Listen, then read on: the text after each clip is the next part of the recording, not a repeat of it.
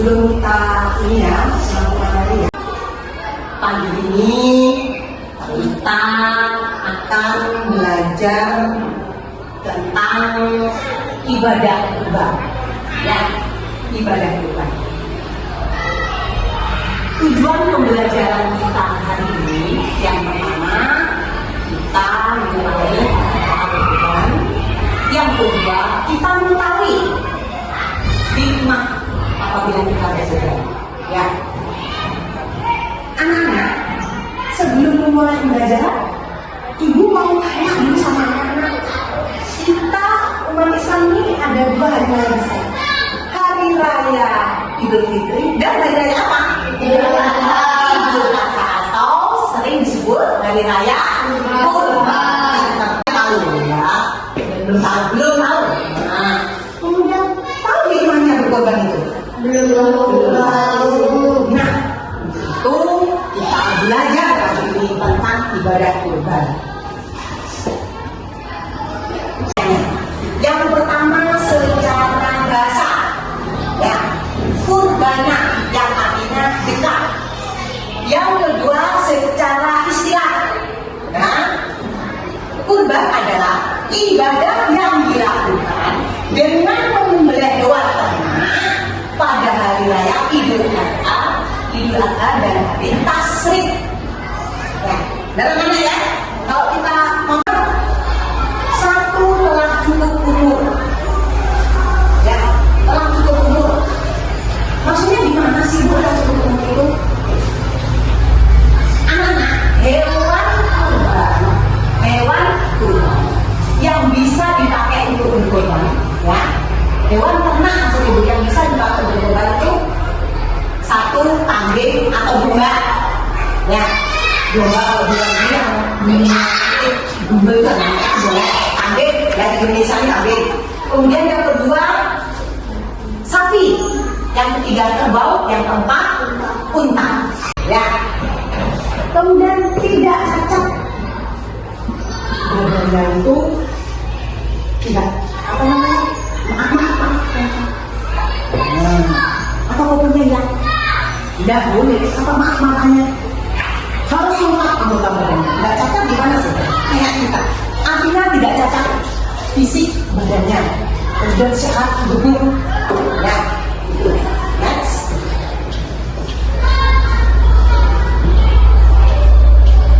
Kemudian siapa saja orang yang berhak mendapatkan hewan itu? Yang pertama fakir miskin. Miskin kan anak-anak kalian. Oh ya, ada sih kita lihat di mana nggak punya hewan anaknya. Dia kerja tapi pasnya dikit. Bapak begini pas mungkin aku boleh ayam. Suruh tilang itu. Sebenarnya itu kan ada yang tapi Allah maha mendengar manusia diganti, ya. Lahirnya Nabi tadi dari apa itu, ya, diganti amin, ya. Ya, di sana Allah menguji keikhlasan. Yang kedua mengajarkan keikhlasan. Saya atau apa misalnya senang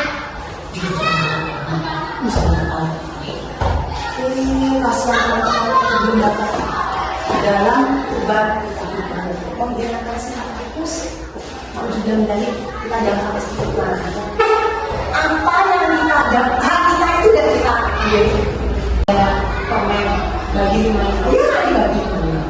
Jangan dibagi semuanya. Terus jangan sampai kelas. Nah, usubillah ini ya,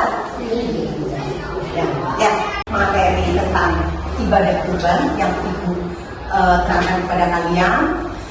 Ibu ingin membentuk kelompok. Ini berapa jumlahnya? 2, 3, 4, 5, 6, 7, 8 anak. Ibu mau bentuk kelompok 3 kelompok. Berarti ada yang 3, ada yang 2.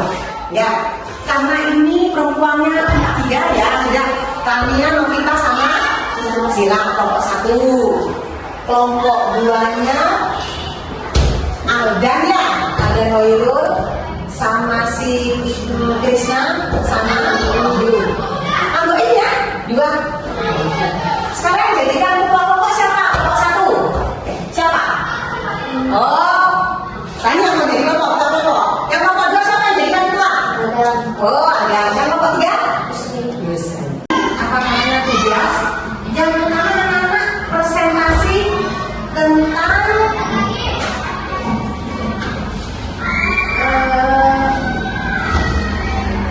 syarat hewan kurban.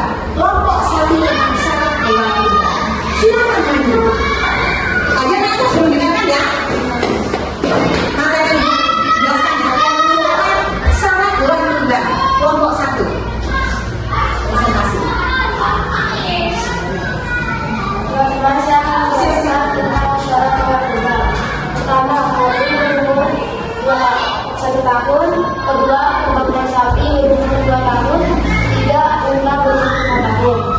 Badannya harus bagus. 1, tidak cacat. Kedua, tidak sakit-sakitan. Dan badannya harus lembut. Betul anak? Betul. Kelompok bagus. Bagus. Iya. Selanjutnya oleh Angga Mayul dan Krisna serta Wahyu. Ya, boleh. Lempar kepada atas berdasarkan tentang orang yang berhak mendapatkan daging kurban. 1. Fakir miskin, janda-janda tua, dan anak yatim. 2. Para tetangga di sekitar kita. Betul anak? Betul. Iya. Kelompok bagus. Bagus. Ya. Yang terakhir. Jelaskan tentang hikmah kurban. Ya, langsung ke baru. Meneladani Nabi Ibrahim dan Nabi Yusuf. Nabi Ibrahim ya, Nabi Ismail. 2. Belajar untuk ikhlas. Contohnya, misalnya kita memiliki barang yang kita sayangi lalu dipinta oleh teman atau saudara-saudara kita dan kita memilikinya dengan ikhlas. Kita menghilangkan sifat bagus. Contohnya, kita tidak boleh mengambil makanan atau barang-barang orang lain yang memiliki kami atau hak orang lain. Itu. Iya. Betul anak? Kelompok bagus. Bagus. Iya. Oh, ibu senang. Apa namanya?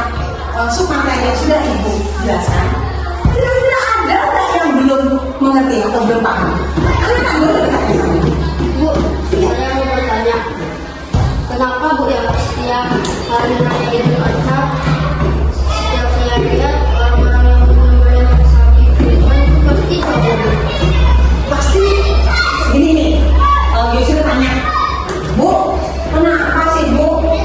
Kalau saya lihat pada waktu penyembelihan hewan kurban itu, yang saya lihat itu kok hewannya, ya, kambingnya atau sapinya itu pasti jantan. Ya, kenapa Bu?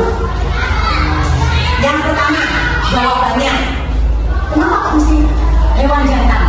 Hewan kurban jantan, hewan tanah jantan. Yang pertama mengikuti sunnah Nabi Muhammad, ya, Rasulullah ya, Rasulullah SAW. Nabi Muhammad menganjurkan kalau kita korban ternak sebaiknya yang jantan. Ya. Gimana cara memelihara sapi korban yang benar? Bu, gimana sih Bu menyembelih hewan kurban yang benar? Nah, dengar ya. Yang pertama, menggunakan pisau yang tajam. Jadi sebelum disembelih, diasah dulu. Diasah, dihilangkan akarnya. Pisau kan kalau pertama dari akar, dihilangkan, diasah yang tajam sebelah. Kan ditekan itu di hadapan ke kiblat. Jangan asal kayak menunjukkan.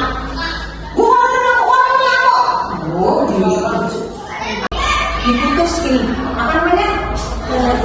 Apa tenggorokannya sama tangannya diputus di lehernya. Yang terakhir menjelek menyembelih hewan kurban itu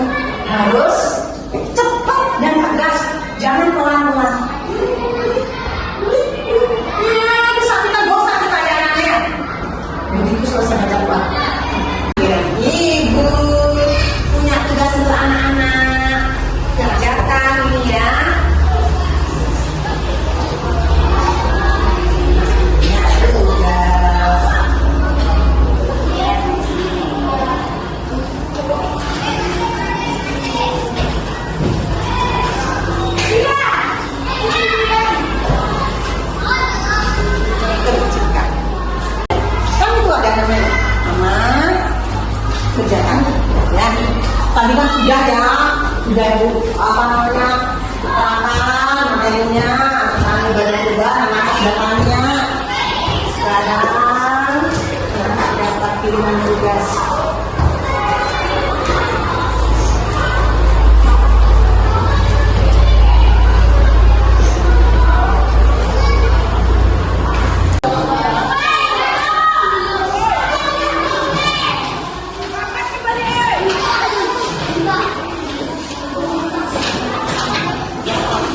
Ya,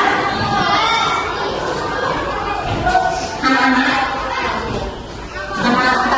sudah selesai melaksanakan tugas ini tadi ya, menjawab soal dari ibu.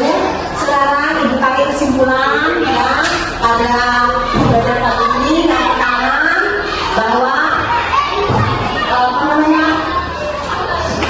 hewan yang akan kita kurbankan itu harus memenuhi syarat umurnya, badannya, ya, umur, sehat, berkata. Kemudian apa namanya orang yang berhak mendapatkan apa dari korban sudah apa diatur pakai isi dan orang-orang yang punya kemudian anak yatim, kemudian tetangga-tetangga kemudian yang terakhir kurban ini. Dan untuk selanjutnya di depan kita belajar